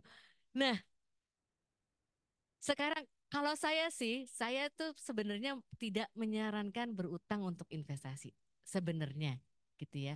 Kenapa? Karena gini, kalau kita ngomong investasi itu tadi kan siapa tadi yang Ibu bilang? Kita itu tergantung market. Jadi kadang-kadang bisa hasilnya baik, tapi kadang-kadang bisa market lagi turun. Sementara utang itu pasti ya. Biasanya terms bunganya itu udah pasti dan bayarnya tanggal jatuh temponya udah pasti. Jadi sebenarnya saya tidak terlalu menyarankan untuk kita berutang untuk investasi. Apalagi tadi ada yang bilang apa tadi investasinya gitu kan. Nah lalu tapi ada kecuali. Kecuali kalau kita berutang untuk membeli aset yang produktif tadi. Jadi aset produktif tuh macam-macam. Pertama definisinya asetnya berumur panjang. Ya, jadi kayak misalnya Bapak Ibu tadi beli mobil. Tadi ada yang bilang mobil itu produktif atau konsumtif. Tergantung tergantung penggunaan tadi kan ya. Kalau dia disewain bisa jadi produktif. Tetapi balik lagi berumur panjang kan dia lumayan bisa membantu produktivitas juga. Atau kita beli aset yang tadi nilainya meningkat sepanjang waktu gitu ya. Beli ruko, beli kos-kosan naik juga harganya gitu kan. Atau kita beli aset yang memang bisa memberikan penghasilan. Nah, jadi sebenarnya kalau untuk hal-hal yang seperti ini kita masih oke untuk berutang, tapi kita perhatikan tenornya juga, ya. Karena gini, contohnya, beli mobil sama beli rumah kan sama-sama pakai utang, tapi tenornya beda ya. Kalau beli mobil kita berapa lama sih boleh pinjam uangnya? 5 tahun maksimal ya. Maksimal 5 tahun. Kenapa? Karena tadi setelah 5 tahun biasanya mobil itu sudah banyak perbaikan, makan biaya makin tinggi lagi. Jadi kalau dijual harganya udah makin turun. Nah tapi misalnya contoh deh beli beli HP boleh nggak pakai utang? Nggak boleh. Kenapa? Kebanyakan disopet. Tuh, Mbak ini pintar. HP-nya buat usaha, buat jualan online ya Mbak ya. Dapat cuan. Itu namanya aset produktif, gitu kan? Gitu. Jadi kembali lagi, beli HP juga tadi. HP kan sebenarnya umurnya panjang ya, Bapak Ibu ya. Artinya kita juga bisa beli HP kan nggak langsung besok ganti lagi gitu kan. Artinya boleh kita beli HP pakai utang, tapi balik lagi jangka waktunya mungkin nggak usah panjang-panjang, paling nggak setahun aja. Karena habis itu keluar HP baru, terus kita mau ganti HP gitu kan. Jadi kita berpikir bahwa kita menyesuaikan tenor utangnya itu, gitu ya. Nah, sekarang sekarang gimana kalau Bapak Ibu punya utang lebih dari satu? Bingung nggak bayarnya? Enggak. Nah, sekarang apa yang terjadi kalau utangnya itu lebih banyak daripada apa kalau ternyata utangnya itu tidak sehat gitu ya. Kalau kita tadi saya bilang batas maksimum cicilan utang itu 30% penghasilan. Itu adalah dari total semua hutang. Ya, bukan cuma utang satu. Jadi misalnya ada utang KPR, ada utang beli mobil, ada utang beli HP tadi. Itu cicilannya nggak boleh lebih dari 30% penghasilan. Bukan satu utang 30%. Kalau satu utang 30% punya tiga utang, habis duitnya ya. Gitu. Nah ini contoh kalau kita kebanyakan utang. Jadi ini contoh nih ya. Ada seseorang pada saat pandemi, dia gajinya dipotong. Awalnya gajinya 20 juta. Bayar cicilannya aja dia udah 9,5 juta. Katanya buat cicilan mobil sama KPR gitu. Ketika pandemi tiba-tiba gajinya dipotong 50%, yang ada duitnya habis buat bayar utang. Nah, jadi coba kita lihat sekarang bahwa dia punya utang 9,5 juta dari 20 juta itu udah hampir 50%. Itu malah menyebabkan keuangan dia tidak sehat karena sekali terjadi sesuatu dia tidak liquid lagi gitu ya sehingga dia bakal mengalami kesulitan keuangan. Nah, jadi idealnya kalau kita gajinya 20 juta, mungkin cicilan itu hanya sebesar 6 juta atau di sini maksimum 6,6 juta gitu ya. Kalaupun tiba-tiba gajinya dipotong pun ya tetap sengsara sih hidupnya gitu kan. Tapi at least masih punya bantalan uang gitu ya. Jadi kita harus hati-hati di situ supaya kita menjaga nilai cicilan kita tuh tidak lebih besar dari 30%. Nah, sekarang bagaimana kalau utangnya tuh terlalu banyak gitu kan pasti ada dampaknya.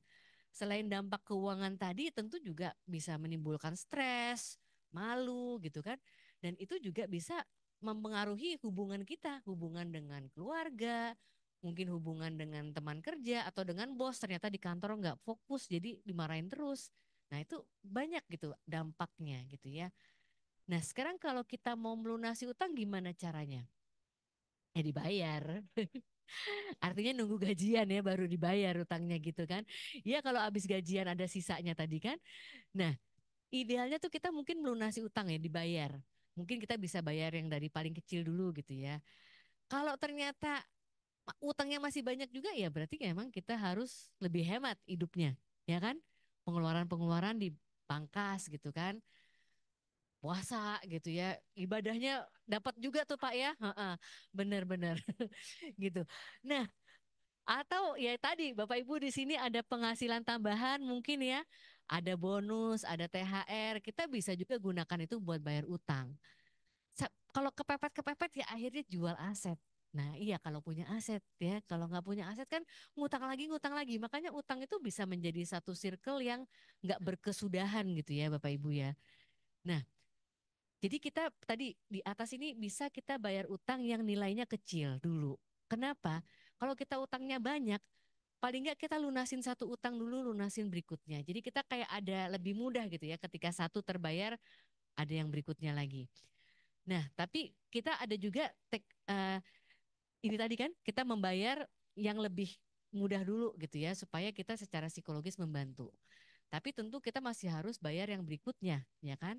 Ada juga yang namanya debt avalanche method. Jadi kita justru membayar utang yang bunganya lebih besar dulu. Kenapa ya? Karena biaya bunga itu yang mahal. Nah, tapi kalau kita bayar yang utangnya biaya bunganya lebih besar dulu, biasanya itu akan sangat berat di awal, gitu ya. Tapi memang akan lebih mudah pada saat akhirnya, gitu.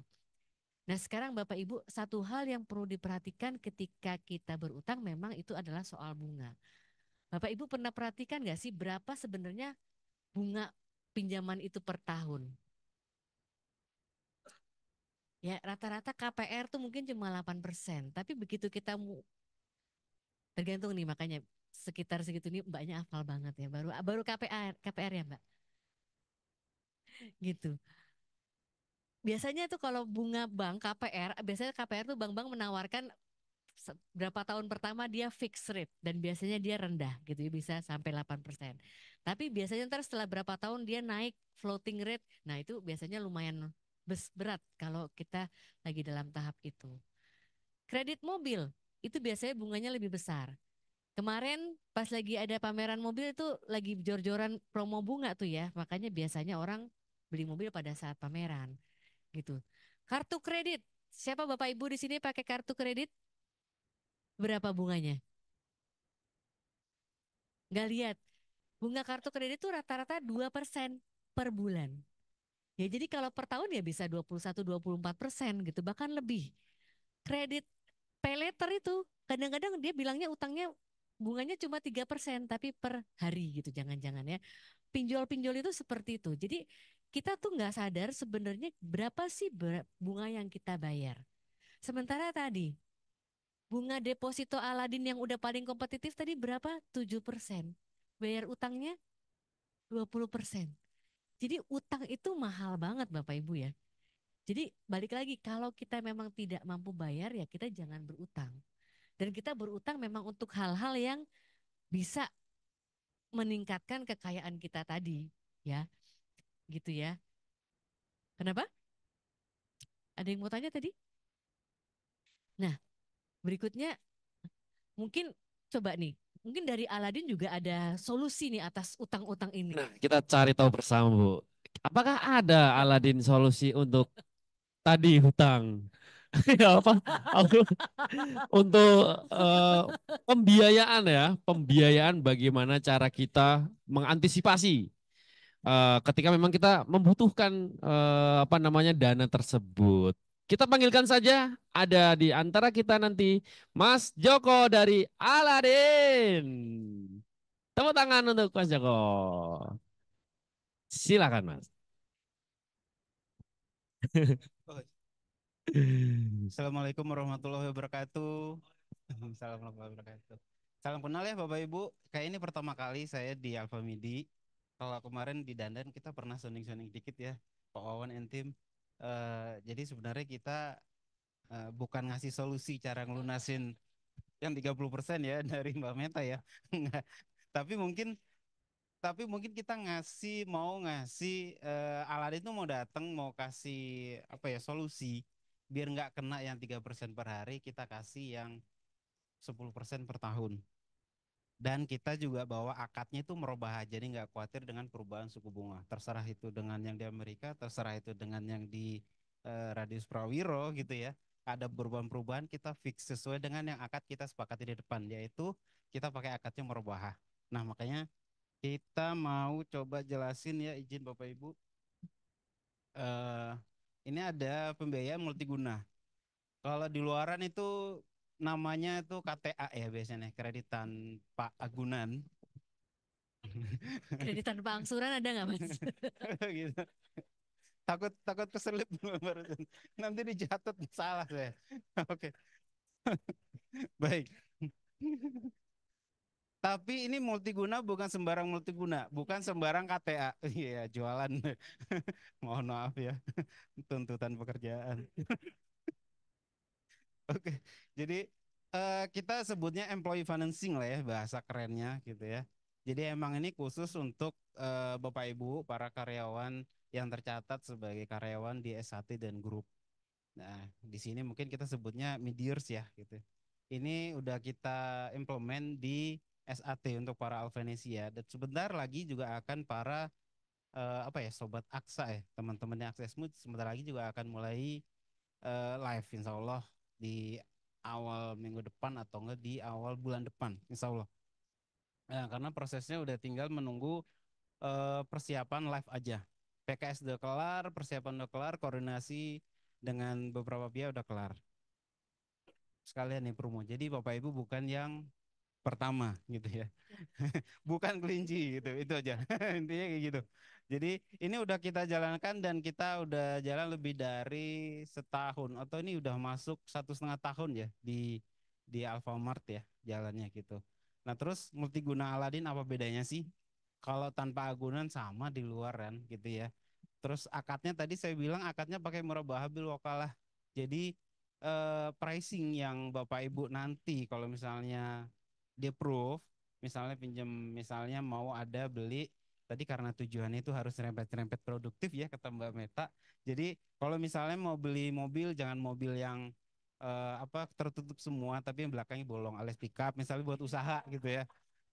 Jadi lebih ke arah yang tambahinlah produktif. Atau kalau membeli emas itu nggak apa-apa lah, itu semi-semi investasi ya. Tapi kalau misalnya belinya itu perhiasan, cincin, itu kayaknya sih agak susah karena nilai jual kembalinya turun. Tapi kalau itu bentuknya emas yang logam batangan, Antam, UBS dan teman-temannya itu pasti akan naik. Karena 6 bulan terakhir aja naiknya udah 400.000 gitu ya. Jadi lumayan itu Bapak Ibu. Nah terus eh, akadnya merubah berarti nanti kalau untuk pengajuan itu hanya untuk tujuan pembelian barang. Jadi kalau untuk nanti mau umroh, mau haji, tenang sebentar lagi nyelipin dikit. Jadi mau umroh nanti itu kita juga akan ada launching produk juga untuk yang umroh bekerja sama dengan salah satu sister company dari S1 Group juga gitu. Terus multiguna kita limitnya sampai dengan 300 juta. Iya, limit maksimum. Iya, limit maksimum. Tapi limit berapa per orang nanti setiap kali pengajuan nanti akan dicek atau diverifikasi oleh Mas Fildan and tim ya biasanya dari HC gitu. Jadi harus dicek dulu Bapak Ibu kemampuannya berapa karena dibatasin tadi 30%-nya kita tetap harus bawa. Jadi tadi Mbak Meta menyampaikan maksimum angsuran kita 30%. Benar kok, kita dari mulai 2 tahun yang lalu dengan SAT kita udah pakai prinsip 30% angsuran gitu. Jadi kita misalnya gajinya 1 juta, ya maksimum angsurannya untuk pengambilan pembiayaan multiguna ya 300.000 aja gitu per bulannya. Gitu Bapak Ibu. Terus selain tadi limitnya gede, kita juga bisa panjangin tenornya atau Bapak Ibu bisa nyicil 60 kali. Jadi 60 kali atau 5 tahun maksimum gitu. Terus marginnya untuk yang saat ini kenapa saya bilang paling murah, kalau Bapak Ibu bilang ini 0,84% per bulan ini efektif ya. Dan itu tadi ya fix selama masa pembiayaan. Jadi nggak akan berubah sampai dengan lunas. Jadi nggak jadi udah nggak mungkin terkena risiko floating ya, suku bunga di luar tuh nggak ada sih. Lanjut, nggak jalan deh. Wah, ini. Nah terus eh nanti kalau pengen ngajuin gimana ya? Gampang sih. Nanti kita pakainya GForm dan Bapak Ibu bisa akses di handphone masing-masing atau di laptop masing-masing. Asalkan ada perangkat elektroniknya dan sinyal ya, cukup bisa. Terus SLA-nya yang kita jaga itu di 5 hari kerja atau dari mulai pengajuan awal sampai lengkap sampai dengan itu dana masuk ke rekening Bapak Ibu, ke rekening gaji Bapak Ibu itu di 7 hari kerja lah maksimal. Tapi realisasinya itu sebenarnya nggak nyampe 5 hari, mohon maaf. Biasanya sih kita di 3-4 hari sih biasanya Bapak Ibu udah senyum-senyum terima saldo tambahan gitu. Gitu bulan depannya potong gaji ya Bu. Oke, jadi nggak khawatir juga karena udah berperol. Jadi mulai kalau misalnya bulan ini cair, bulan depan dan sepanjang tenor. Kalau misalnya ngambil 5 tahun, berarti selama 5 tahun per bulan dipotong. Dan itu pun auto debit, jadi nggak perlu pusing harus mindahin saldo ke sana kemari, nggak usah gitu. Karena kita harus pasang sistem auto debit di rekening payroll Bapak Ibu semuanya. Gitu. Lanjut, syaratnya apa aja sih? Seharusnya masuk semua ya Bapak Ibu di sini kan levelnya Bravo ya. Kita open itu di level koordinator ke atas. Jadi koordinator dan Bravo itu masuk. Gitu. Terus syaratnya itu Bapak Ibu udah 1 tahun lah minimal. Saya rasa udah masuk semua Bapak Ibu prasyaratnya ya. Sudah payroll dan nanti kita ada juga pengecekan slick checking OJK ya. Itu untuk setiap pengajuan yang ada di situ syaratnya harus dalam kondisi lancar pada bulan terakhir. Jadi collectability harus 1. Gitu. Ya, kalau 1. Syarat-syarat dokumennya Bapak Ibu pasti punya semua ya. KTP punya semua, NPWP punya semua, slip gaji pasti punya semuanya. Kalau nggak punya, nggak gajian. Terus emergency contact. Nah sama ini Bapak Ibu. Nomor 5 ini kita yang unik ya. Karena tadi akadnya adalah akad merobahah. Dan tujuannya itu harus untuk pembelian barang. Barangnya itu kan boleh elektronik, mau logam mulia, mau tanah, mau rumah, boleh, mau kendaraan, boleh. Syaratnya nanti pada saat pengajuan Bapak Ibu itu harus menentukan dulu mau beli apa, barangnya apa. Kalau misalnya Bapak Ibu mau beli emas misalnya ya, belinya itu misalnya online di toko hijau misalnya ya. Bapak Ibu itu bisa masuk tinggal pilih, biasanya kan di situ kan ada official tokonya ya. Pilih official tokonya, pilih barangnya, terus Bapak Ibu check out, pilih metode pembayaran misalnya transfer bank. Saya kepencet ya. Oke. Nah, dari milih transfer bank itu Bapak Ibu jangan transfer dulu. Biarkan stepnya sampai sana, Bapak Ibu screenshot. Nah, hasil screenshotannya itu nanti di-upload atau disubmit barengan dengan pengajuan pembiayaan multigunanya. Langsung masuk ke GForm gitu. Iya, nanti kalau udah diproses, ya kan dokumennya udah lengkap, udah cair.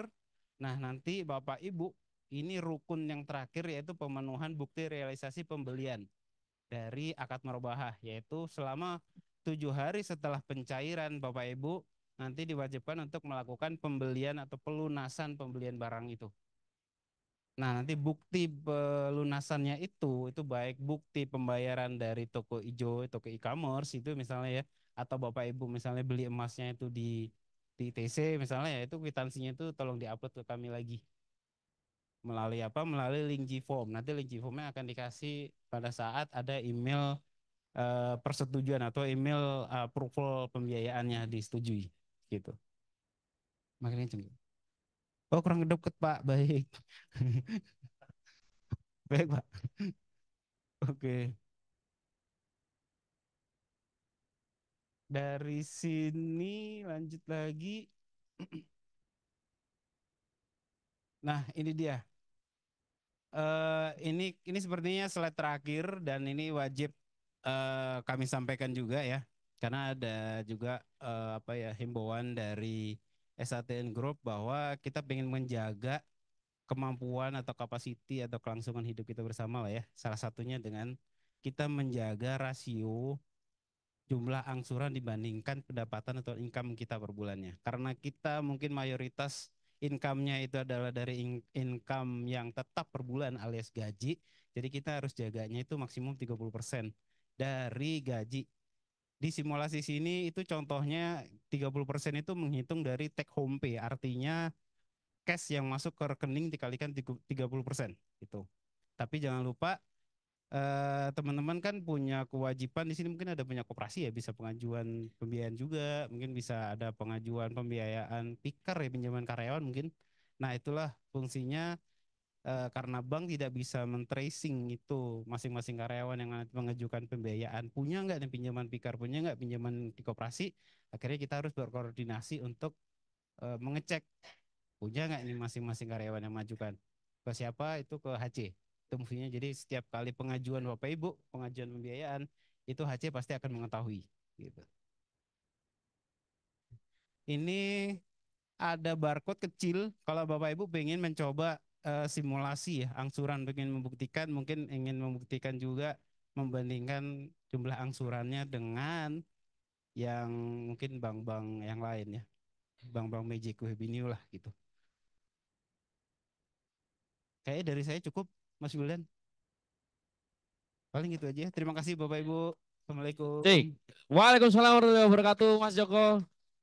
Terima kasih banyak sudah banyak menyampaikan penjelasan terkait ada fasilitas di dalam aplikasi Aladin dan di layanan Aladin sendiri mengenai pembiayaan multiguna. Selanjutnya, Bu Meta, kita ternyata sudah berada di apa, Bu? Di akhir-akhir. Iya nih kita sebenarnya Iya, udah bahas banyak banget. sudah Jadi banyak dibahas. sepertinya kita udah langsung ke bahas Kesimpulan, silakan. kesimpulan. Jadi Bapak Ibu tadi kita sudah belajar apa aja ya? Udah ngomongin soal menabung, investasi, utang juga gitu ya. Nah, jadi sebenarnya di sini saya mengingatkan lagi, ini kan judulnya kita ngomongin pengelolaan keuangan masa depan. Artinya kita mencoba pemenuhan tujuan saat ini maupun jangka panjang juga gitu ya. Nah, jadi yang perlu diingat kalau kita mau investasi, ini emang satu-satunya cara supaya kita bisa bertahan sampai ke depan. Karena apa? Kembali lagi, kan kita tahu ya bahwa inflasi kita tuh juga akan terus ada. Dan kalau kita nabung, nabung aja ya, itu biasanya kita hanya ngomongin yang jangka pendek. Sementara kalau untuk jangka panjang, sementara kita tahu makin ke depan nih makin berfluktuasi, kita memang harus berinvestasi gitu ya. Jadi caranya adalah pertama nih, ingetin lagi, investasi itu pakai uang dingin. Artinya ini uang yang nganggur. Artinya uang yang memang udah available setelah memperhitungkan cicilan utang, setelah memperhitungkan apa namanya bayar-bayar kebutuhan hidup harian, mungkin juga udah bayar asuransi dan sebagainya, maka sisanya itu yang bisa kita buat investasi. Dan investasi itu jangan FOMO ya Bapak Ibu ya. FOMO itu apa? Ikut-ikutan, bener. Jadi kalau sekarang ngetrennya orang ikut nabung saham ya ikut-ikutan. Nah ikut-ikutan sih boleh, tapi kita harus belajari ngerti benar dulu instrumennya itu gitu ya. Karena kembali lagi investasi yang akan bermanfaat itu kalau sesuai dengan tujuan keuangan. Tadi ingat kan tujuan jangka pendek, maka kita memilih risiko yang rendah dan jadi konservatif. Kalau tujuannya jangka panjang, mungkin kita akan lebih bisa mengambil risiko gitu kan. Jadi memang tujuan keuangannya juga harus sesuai dengan profil risiko. Dan satu hal, kalau kita mau investasi aman, itu memang kita investasi kepada produk-produk keuangan yang memang kita itu resmi dan terdaftar oleh OJK. kebanyakan yang namanya investasi bodong itu biasanya dia bukan instrumen keuangan Bapak Ibu ya. Jadi biasanya mereka menawarkan skema-skema bisnis gitu kan. Katakanlah kalau kita nabung di sini dalam berapa tahun uang kembali karena apa? Mungkin dasarnya dia adalah usaha apa agraris kan banyak tuh ya investasi ini nanti dalam 6 bulan setelah panen kita dapat kembali uangnya. Itu bukan instrumen keuangan. Itu namanya kita investasi pada bisnis orang. Jadi itu harus hati-hati. Pasti resikonya lebih tinggi karena kan kita nggak tahu nih bagaimana dia mengelola bisnisnya gitu ya. Jadi kita mau yang pasti-pasti aja di mana kita kalau instrumen resmi itu biasanya satu regulasinya jelas. Jadi kalau ada apa-apa kita mau protes mau apa itu mekanismenya ada gitu ya. Sementara kalau kita investasi bodong ya orang bisa lari aja gitu. Ya kan? Nah, jadi yang perlu diingat juga berikutnya adalah tadi kan harus pakai uang dingin. Jadi kita pastikan cash flow kita tuh selalu surplus. Artinya kita selalu ada sisanya tiap bulan. Gitu ya. Dan kita kalau bisa sih yang penting-penting yang dasar-dasar ini sudah ada. Dana darurat sudah ada, asuransi ada, utang pun juga sehat. Kalau ini udah aman, kita bisa berinvestasi dengan tenang juga. Karena banyak nih ya anak muda sekarang mereka tuh sangat agresif gitu ya. Mereka gajian terus dia bilang 50%-nya langsung diinvestasiin. Tapi yang terjadi apa? Baru 2 minggu tengah bulan dia udah duitnya udah habis. Akhirnya investasinya diambil lagi. Jadi investasi itu nggak sustain gitu kan. Bagaimana dia bisa menghasilkan kalau baru sebentar udah ditarik lagi, baru sebentar ditarik lagi. Kita nggak sempat menikmati imbal hasil tersebut gitu ya. Nah, jadi kira-kira mungkin ini lagi saya ingetin bahwa untuk kita bisa mengelola keuangan kita sampai ke depan, kita harus mengelola dengan baik ya. Kalau punya utang dibayar, menabung untuk yang jangka pendek, untuk jangka panjang kita dengan investasi. Dan kembali lagi investasi ini penting karena kembali lagi inflasi kita tuh akan selalu naik terus. Dan yang Bapak Ibu perlu ingat, apa biaya yang naiknya lebih tinggi dari inflasi? Tahu nggak? Uang jajan. Kalau tanggungannya tambah banyak, Pak. Jadi apa biaya yang naik lebih tinggi dari inflasi? Gaya hidup ya tergantung juga. Pertama, yang biaya itu naiknya melebihi inflasi itu adalah biaya pendidikan, uang sekolah. Jadi kalau Bapak Ibu punya anak, anaknya lebih dari satu, tolong itu biayanya banyak banget. Jadi investasilah buat biayain dia sekolah. Nggak cukup punya tabungan pendidikan aja tuh kadang nggak cukup. Kalau Bapak Ibu punya tabungan pendidikan buat anak itu paling bisa tercover sampai dia SD, SMP, SMA. Begitu kuliah 15 tahun dari sekarang itu dunianya udah beda. Angkanya tuh udah beda lagi. Jadi harus punya tabungan dana pendidikan kuliah anak. Nah, spesifik tuh. Ah, itu harus ya. Kedua, biaya apa yang naiknya lebih dari inflasi? Adalah biaya kesehatan. Ya, biaya kesehatan itu naiknya gila-gilaan. Sekarang Bapak Ibu tahu sendiri kan, di rumah sakit itu masuk UGD aja berapa bayarnya, gitu kan. Kelas satu dulu kita masih bisa buka asuransi kamar kelas 300, 400, 500 ribu. Sekarang bisa juga, tapi ya mungkin RSUD gitu ya. Bapak Ibu tergantung gaya hidupnya gimana. Mau sakit yang sengsara atau udah sakit maunya kan sembuh, maunya nyaman, maunya enak gitu ya. Nah, ini pentingnya apa? Di sini karena biaya kesehatan tinggi ini, selain di cover sama asuransi, penting banget Bapak Ibu menabung hari tua tadi. Karena biasanya resiko sakit itu baru akan muncul ketika kita udah tua.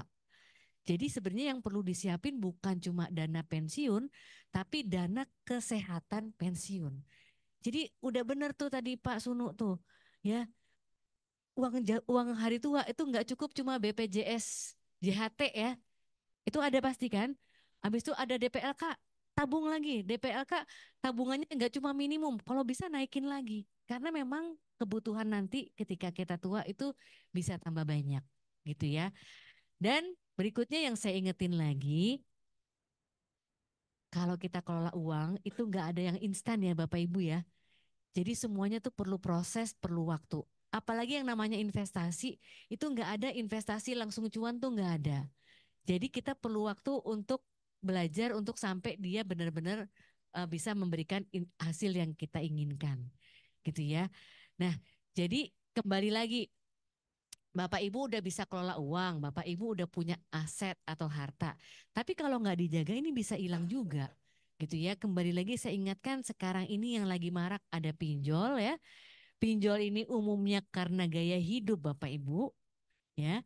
Lalu ada juga judol, judi online ini yang tadinya iseng sekarang malah terjebak ketagihan gitu ya. Atau ya kalau nggak hati-hati ada juga investasi bodong. Nah, jadi jangan sampai nih Bapak Ibu sampai terlibat hal-hal itu ya. Kita tadi tujuannya kelola uang itu supaya kita juga bisa meningkatkan produktivitas kita baik sekarang maupun nanti. Nah, kira-kira begitu Mas Wildan. Berikutnya saya kembalikan ke Mas Wildan ya. Terima Iya. kasih Bapak Ibu. Wassalamualaikum Luar warahmatullahi wabarakatuh. biasa. Terima kasih Bu Meta.